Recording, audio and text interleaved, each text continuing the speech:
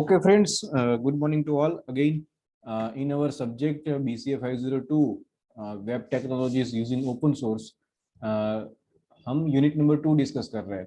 Thanks to वत्सल, हमने string function और maths function उसकी पीपीटी और उसने जो पीएचपी की फाइल बना के दी थी उसमें से हमने डिस्कस किए. अभी वेरिएबल है, फिर डेट है, फाइल और मिसलिनियस, इतने फंक्शंस बाकी है. तो मिसलिनियस फंक्शन से हम स्टार्ट करते हैं. सी फ्रेंड्स, मिसलिनियस फंक्शंस के अंदर हमको डिस्कस करने हैं include, require, require once, header and die function. So include और रिक्वायर, इन दोनों से हम स्टार्ट करते हैं. ये दोनों फंक्शन साथ में डिस्कस करते हैं. क्यों? क्योंकि ये दोनों सेम ही है, इसके अंदर कुछ फर्क नहीं है. जो एक छोटा सा डिफरेंस है वो यहाँ पर डिस्कस करेंगे. Both of this function are simply adding or inserting some specific things into our existing file. जिस किसी भी फाइल के अंदर पीएचपी का कोड हम लिख रहे हैं दोस्तों, उसके अंदर हम इंक्लूड या फिर रिक्वायर के जरिए ब्रैकेट के अंदर कुछ ना कुछ हम लिखेंगे जो चीज हम इंक्लूड कर सकते हैं हमारी एग्जिस्टिंग फाइल जिसके अंदर हम कोडिंग कर रहे हैं उसके अंदर. Late me read this definition. The include or require statement takes all the text, code, markup that exists in the specified file and copies it into the file that uses the include statement. मतलब ये ऐसा statement ये बोल रहा है कि include और require क्या है, ये ऐसे स्टेटमेंट्स है जो ये सारी चीजें आर्ग्यूमेंट के अंदर लेते हैं. टेक्स्ट होगा, कोड होगा, मार्कअप होगा, कोई भी जो किसी दूसरी फाइल में पड़ा हुआ होगा. तो मतलब इंक्लूड और रिक्वायर क्या हम करेंगे, किसी दूसरी फाइल को एज ए आर्ग्यूमेंट एक्सेप्ट करेंगे. और फिर भले ही वो फाइल के अंदर सिंपल टेक्स्ट हो, कोई कोड हो, मार्कअप हो, कुछ भी हो, ठीक है. और फिर सिंपली उसको क्या कर देंगे, जहां कहीं पर भी हमने इंक्लूड या रिक्वायर लिखा हुआ है वहां पर उसको लाके डंप कर देंगे. तो ये काम रहेगा इंक्लूड और रिक्वायर का. Including files very useful when you want to include the same PHP or HTML or text on multiple pages of website. तो ये क्या बोल रहे हैं, ये इसका यूजफुलनेस बता रहा है कि इंक्लूडिंग फाइल को इंक्लूड करना रिक्वायर या इंक्लूड फंक्शन के जरिए वो बहुत ही यूजफुल हो सकता है when you want to do the same thing again and again. मतलब सोच लो कि आप कोई मस्त वेबसाइट बना रहे हो, हालांकि अभी तो सब कोई रेडीमेड टेम्पलेट का यूज करेंगे, पूरे डिजाइनिंग नहीं बनाएंगे. लेकिन अगर मैं डिजाइनिंग बना रहा हूं तो पूरी वेबसाइट के अंदर हेडर का पोर्शन, मतलब ऊपर जो मेन्यू वाला सेक्शन रहेगा उसका पोर्शन, फिर फुटर का सेक्शन, वो सब कुछ सेम ही रहेगा.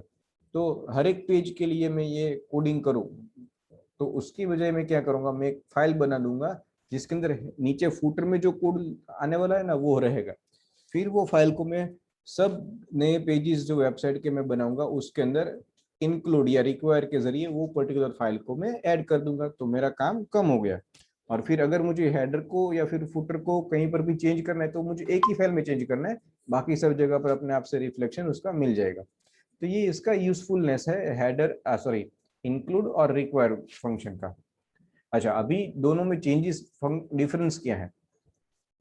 The include and require statement are almost identical except upon failure. Failure का मतलब हम कुछ जो भी फाइल इंक्लूड करवाना जा रहे हैं, ठीक है, अगर वो फाइल करप्टेड है या फिर कोई कुछ भी दिक्कत आ गई और इंक्लूड नहीं हो पाया, या फिर जो भी कोड हमको चाहिए वहां पर कॉपी करना है वो नहीं हो रहा है, तो एरर जनरेट होगी.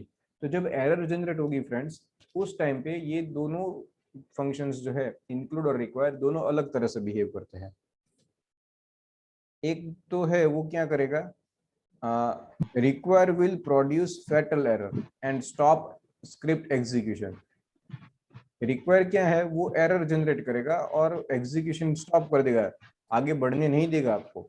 लेकिन इंक्लूड क्या करेगा, it will produce warning, E warning generate होगी और स्क्रिप्ट के अंदर जो भी आगे कोड लिखा हुआ होगा वो कंटिन्यू रहेगा.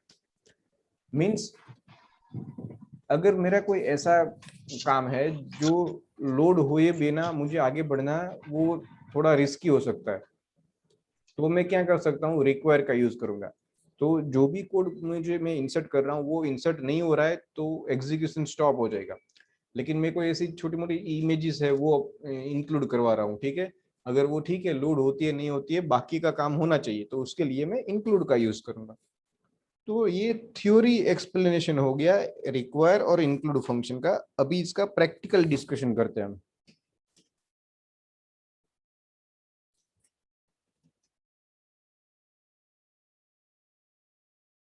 सी फ्रेंड्स, ये इंक्लूड रिक्वायर डॉट php, ठीक है, ऐसी एक फाइल बनाई हुई है और इसके अंदर कुछ html कोड है। Welcome to the bank of ABC state, your balance is $45,000, valid up to 25 days, ऐसा कुछ इंफॉर्मेशन है। And see this over here, require लिखा हुआ है, रिक्वायर पासकोड डॉट php। फिर क्या लिखा हुआ है, your you can now transfer the fund. तो ये पासकोड डॉट php नाम की कोई एक फाइल है जो किसी दूसरी जगह पर पड़ी होगी। और चलो, ये रहा पासकोड डॉट php फाइल। इसके अंदर मैं स्क्रिप्ट लिख सकता हूँ, नॉर्मल टेक्स्ट हो सकता है, कुछ भी हो सकता है, मार्कअप लैंग्वेज, वो हमने थियोरी में देखा। तो यहाँ पर लिखा हुआ है पासकोड इज ABC123। तो यहाँ पर जो भी इंफॉर्मेशन है वो क्या होगी, डंप हो जाएगी इस जगह पर। जहां कहीं पर भी रिक्वायर या इंक्लूड के जरिए हम वो फाइल को इंक्लूड करवा रहे हैं, ठीक है, तो उस जगह पर वो इंफॉर्मेशन आ जाएगी। तो चलो, ये इंक्लूड रिक्वायर php जो है फाइल, उसको हम लोड करते हैं from the browser. Let me type localhost और include require dot php file. तो देखो दोस्तों, welcome to bank of ABC state, your balance valid up to 25 days and passcode is, तो वो पासकोड वाली फाइल का जो भी डेटा था वो यहाँ पर आ गया। You can now transfer your fund now you. अभी चलो इसको थोड़ा चेंज करते हैं, रिक्वायर की जगह पर मैं इंक्लूड लिखता हूँ, INCLUDE, इंक्लूड। सेव करता हूँ इसको और यहाँ पर आके इसको रिफ्रेश करता हूँ। There is no change friends, दोनों फंक्शन का काम एक ही है, जो उसको दिया गया है फाइल, उसकी कंटेंट को यहाँ पर आके डंप करना, दैट्स ऑल, नथिंग एल्स। लेकिन अगर कहीं एरर आती है, चलो ये पासकोड जो है ना, उसको मैं नाम चेंज कर देता हूँ, ये एक कैरेक्टर ई निकाल देते हैं। अभी सेव करते हैं और लेट मी रिफ्रेश इट। देखिए दोस्तों, welcome to the bank of ABC state, ये सारी चीजें आई। अभी एरर के बजाय वार्निंग मैसेज जनरेट हुआ। एंड बाकी की जो स्क्रिप्ट थी, you can now transfer your fund, अभी ऐसा एक्चुअली में नहीं होना चाहिए। अगर आपके पास पासकोड नहीं है तो आप ट्रांसफर एग्जीक्यूशन नहीं करते हुए होने चाहिए। ये तो सिंपल एक छोटी सी लाइन है, लेकिन फॉर एग्जांपल यहाँ पर ऐसा सारा कोड लिखा हुआ है जिसके जरिए आप फंड ट्रांसफर कर सकते हो। In spite of not having passcode, आपके पास आपका पासकोड नहीं है, फिर भी आप ट्रांजेक्शन के लिए ऑप्ट करोगे, तो ये बहुत ही बड़ा ग्लिच हो सकता है किसी बैंक के लिए। तो डिपेंडिंग अपॉन रिक्वायरमेंट, आपकी कैसी रिक्वायरमेंट है उसके हिसाब से आप इंक्लूड या रिक्वायर का यूज कर सकते हो। अभी आप लोगों ने देखा कि अगर मैंने इंक्लूड का यूज किया तो बाकी की जो स्क्रिप्ट है वो एग्जीक्यूट होती है, लेकिन चलो इसकी बजाय हम रिक्वायर का यूज कर लेते हैं। Okay, let me save this. अभी इसको वापस से एग्जीक्यूट करते हैं, F5। See this friends, same to same execution, ये इतना आ गया, लेकिन रिक्वायर का काम नहीं हो रहा है, तो उसने क्या किया, एरर जनरेट किया। और एरर जनरेट करने के बाद you see this next code, कुछ आया ही नहीं है, कुछ दिख ही नहीं रहा है। क्यों? क्योंकि जैसे ही ये एरर जनरेट करता है, आगे का कोड जो है वो आएगा नहीं, पूरी स्क्रिप्ट को वो टर्मिनेट कर देगा फैटल एरर डाल के। So this is what the simplest difference और इसका इस्तेमाल usage of require and include. Are you with me friends? Yes sir. Okay, ये समझ में आ रहा है ना आपको?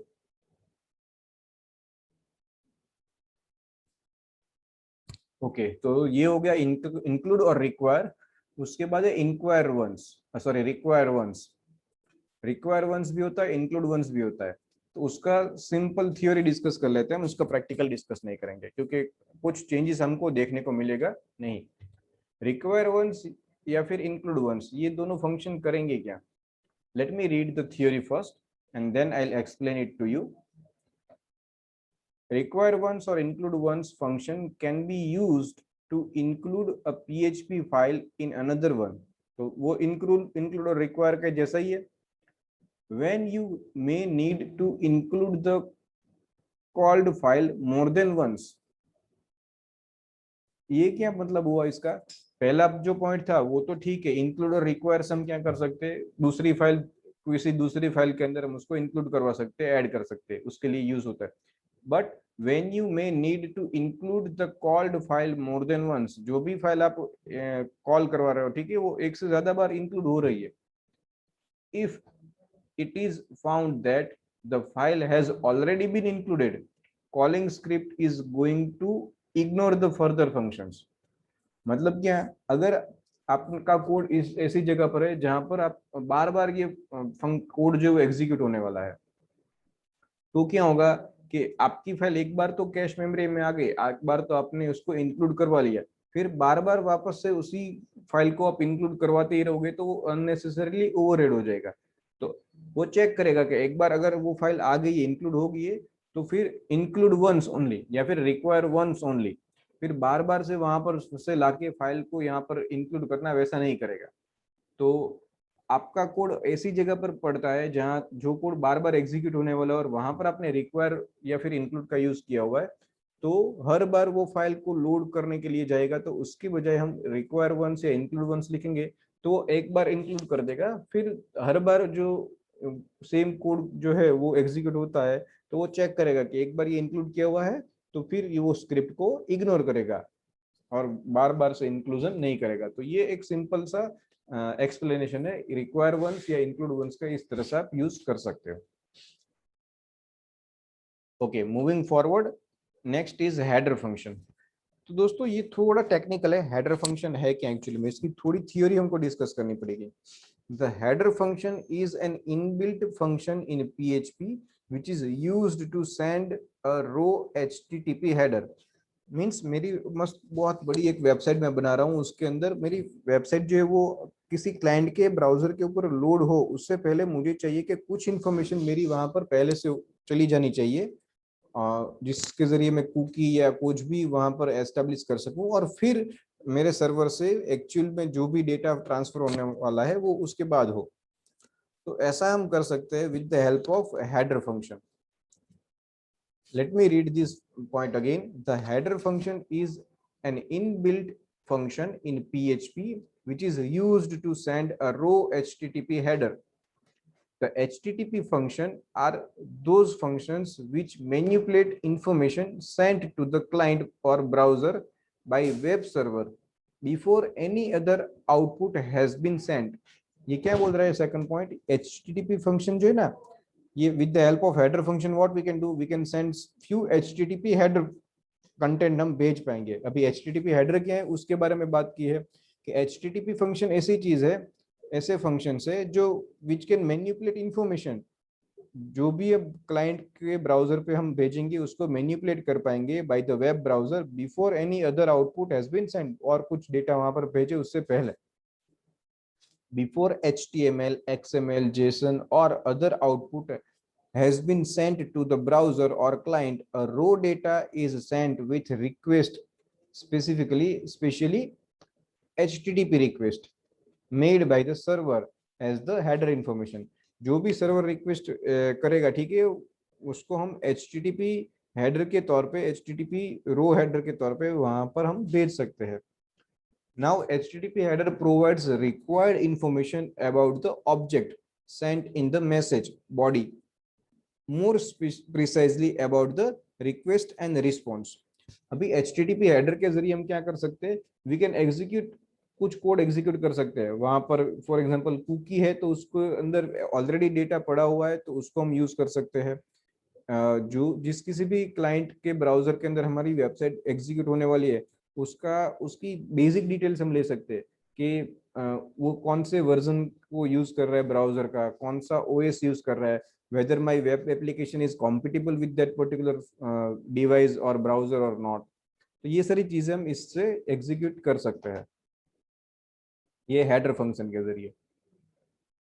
ओके, नाउ ये इसका एक्सप्लेनेशन, ये इसका थ्योरी हमने डिस्कस किया। It is little bit technical, ऐसा एक्चुअल में हम जब बेसिक एप्लीकेशन हमारी बनाएंगे तो उसके अंदर इसका उतना ज्यादा कोई इस्तेमाल हमको करना नहीं पड़ेगा। तो this is what the functioning of header function, और इसका सिंटेक्स ऐसा है ये फंक्शन कुछ रिटर्न नहीं करता है, सिंपल हमको लिखना होता है हेडर, और उसके अंदर 3 आर्ग्यूमेंट्स रहती है, एक तो हेडर, दूसरा रिप्लेस और तीसरा HTTP रिस्पॉन्स कोड, जिसके अंदर से रिप्लेस और HTTP रिस्पॉन्स कोड जो है वो ऑप्शनल है, लेकिन ये पहला वाला जो है हेडर, ठीक है, पहला वेरिएबल वो तो पास करना ही होगा। तो पहला आर्ग्यूमेंट होता है वो क्या है, उसका एक्सप्लेनेशन यहाँ पर दिया गया है।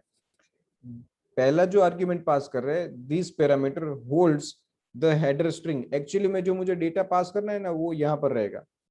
There are 2 types of headers, 2 तरह के हेडर्स रहेंगे।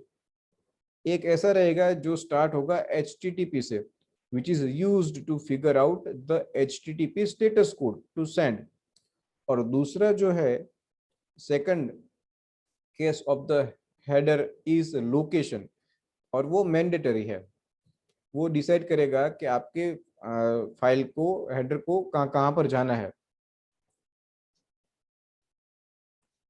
सेकंड रिस्पॉन्स, तो रिस्पॉन्स जो है वो ऑप्शनल है, वो आप डालो ना डालो ठीक है चलेगा। ये कौन सा है, अगर आपका हेडर ऑलरेडी एग्जिस्ट है, किसी क्लाइंट ने आपके वेबसाइट को ऑलरेडी एक्सेस करके रखा हुआ है और वहां पर हेडर आपका एग्जीक्यूट किया हुआ है, तो क्या होगा, अगर ये ट्रू है, replace is equal to true, तो क्या होगा कि ओल्ड वाला जो भी हेडर है उसको रिमूव करके या फिर उसको रिप्लेस करके नया वाला कॉपी हो जाएगा। It denotes the header should replace previous और add the second header. By default इसकी वैल्यू ट्रू रहती है, मतलब वो रिप्लेस करेगा। अगर आप फॉल्स रखते हो then it will force multiple headers of the same type. और लास्ट ऑप्शन जो है आर्ग्यूमेंट में पास करना रहता है, जो कि जनरली हम नहीं करेंगे, सेकंड टू आर्ग्यूमेंट्स को हम यूज नहीं करेंगे। तो लास्ट वन जो है वो क्या है, it is optional parameter and it forces the HTTP response code to specified values, और ये PHP 4.3 और हायर वर्जन में ही ये सपोर्ट करेगा, बाकी सपोर्ट नहीं करेगा। तो HTTP का रिस्पॉन्स कोड क्या होगा उसके इसके अंदर हम स्पेसिफाई कर सकते हैं, which is an optional parameter and we are not going to use it। तो ये थ्योरी डिस्कशन हो गया हेडर फंक्शन के बारे में। अभी इसका एग्जांपल हम डिस्कस करते हैं।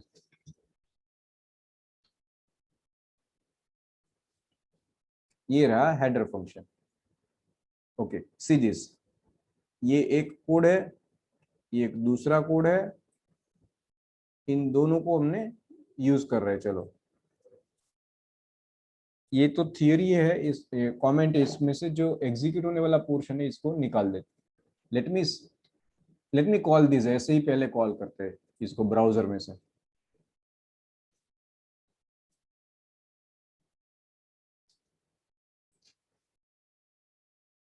Header example dot PHP, hello world, simple ऐसा लिखा हुआ है। और जो कुछ भी हम एग्जीक्यूट करने वाले हेडर फंक्शन से, उससे आउटपुट के ऊपर कुछ फर्क नहीं पड़ने वाला, क्योंकि ये क्या है, बैकएंड के अंदर प्रोग्रामिंग के लिए यूज होने वाला स्टफ है।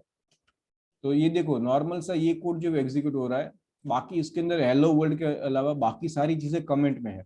तो एक के बाद एक हम कमेंट जो उसको यहाँ से निकालते हैं।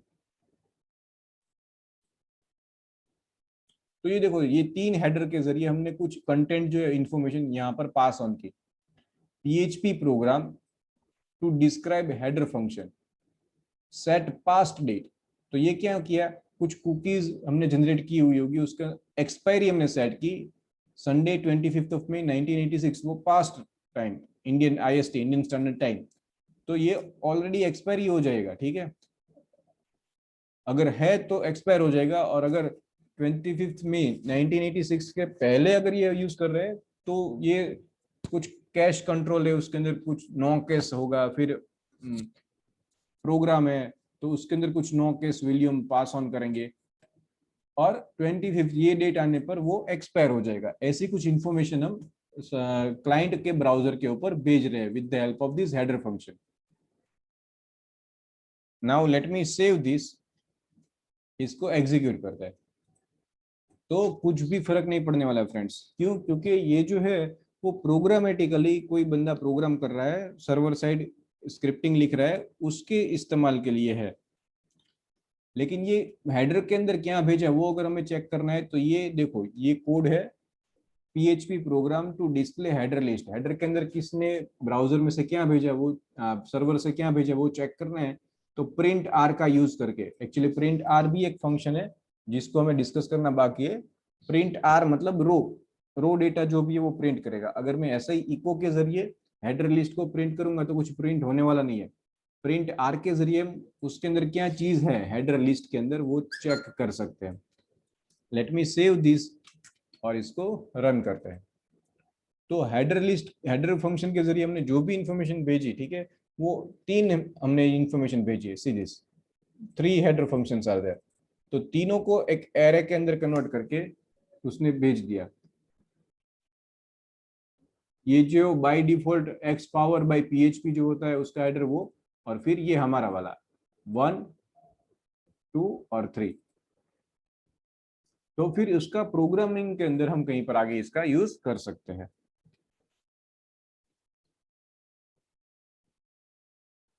एंड दिस इज, ये एक वो इंफॉर्मेशन है जिसके जरिए हम रीडायरेक्ट कर सकते हैं वो लोकेशन। तो अगर हेडर फंक्शन के अंदर हमने ऐसा कुछ किया कि लोकेशन एंड दिस, मतलब ऐसा कभी हो गया कि मेरी वेबसाइट का नाम है abc.com और xyz.com ने मेरी फर्म को हायर कर लिया है, तो नॉर्मली जितने मेरे क्लाइंट है वो abc.com को ही जाएंगे। तो मैं क्या कर सकता हूँ, सबसे पहले जैसे ही कोई abc.com लोड करेगा तो उसके हेडर फंक्शन के जरिए मैं ये भेज सकता हूँ वहां पर। तो जैसे ही कोई abc.com लिखेगा डायरेक्टली कहाँ पर रिडायरेक्ट हो जाएगा, यहाँ पर।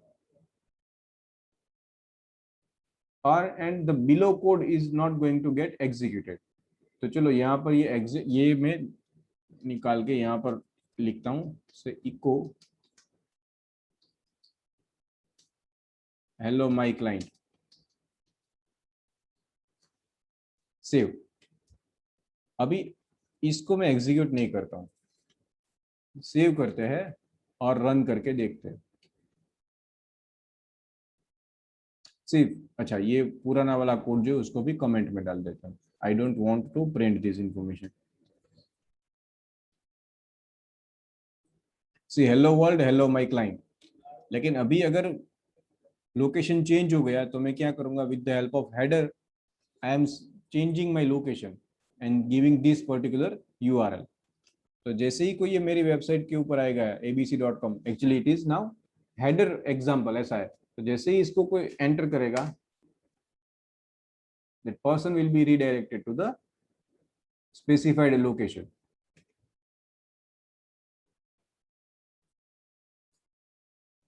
एंड सी दिस, ये बाकी का कोड जो वो नीचे का कुछ कोड एग्जीक्यूट हुआ ही नहीं। सो फ्रेंड्स, ये हमने डिस्कस कर लिया हेडर फंक्शन क्या होता है। नाउ डाई फंक्शन, जो मिसलिनियस फंक्शंस के लिस्ट है उसके अंदर आखिरी वाला function, that is die function. Die is an inbuilt PHP function. It is used to print message and exit the program. फिर आगे का कुछ भी होगा वो एग्जीक्यूट नहीं होने वाला। It is same like exit, exit के जैसे वो बंद हो जाएगा, काम करना बंद कर देगा, स्क्रिप्ट को वहीं से टर्मिनेट कर देगा। तो इसका कोड इस ऐसा हम कहाँ पर यूज कर सकते हैं, सी फॉर एग्जांपल कहीं पर हमें हमने एरर फाइंड करने वाली है, एरर आने वाली है। तो हम क्या करेंगे, चेक करेंगे इफ एरर इज देयर और आगे का कोड एग्जीक्यूट नहीं होना चाहिए तो डाई कर देंगे ऑन विच अप्रोप्रिएट मैसेज। तो चलो इसका एग्जांपल देखते हैं।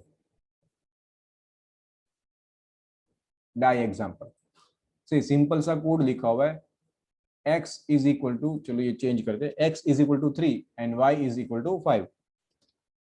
Now if x is greater than y, x की वैल्यू y से आगे है, ठीक है। If this condition will become true, तो ये ऐसा नहीं होना चाहिए था एक्चुअली में। मुझे तो चाहिए मेरा फेवरेट y है तो y को ही जीतना है, x को नहीं।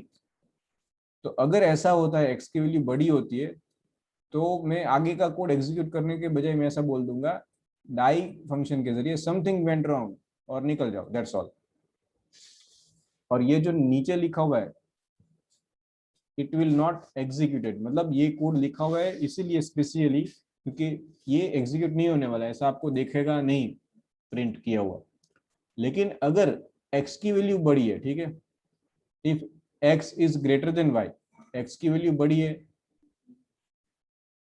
sorry, x is not my favorite, y is my favorite. If x की वैल्यू बड़ी होती है तो कुछ गड़बड़ करके निकल जाएंगे, लेकिन अगर y की वैल्यू बड़ी है देन मूव ऑन, तो फिर आगे बढ़ सकते हो आप।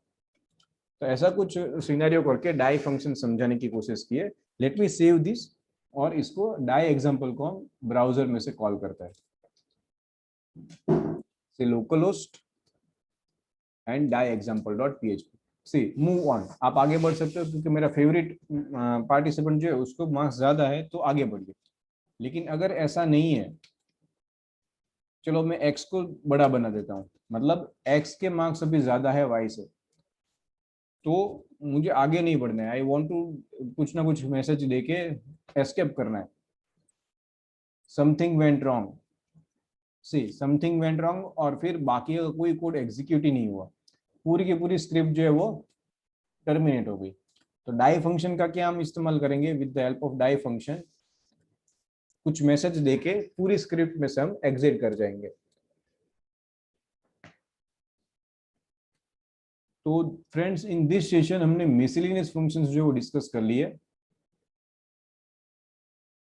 अभी नेक्स्ट जो है वो वेरिएबल फंक्शंस डिस्कस करेंगे। अभी तो टाइम इतना है नहीं हमारे पास, ये मिसलिनियस फंक्शंस को डिस्कस करने में हमें थोड़ा टाइम लगा। अभी नेक्स्ट जो वेरिएबल फंक्शन या फिर डेट फंक्शन होंगे तो वो जल्दी खत्म हो जाएंगे, और फिर फाइल फंक्शन के अंदर अगेन थोड़ा टाइम लगेगा। तो in next 2 sessions we will be able to complete unit number 2। Thank you very much friends.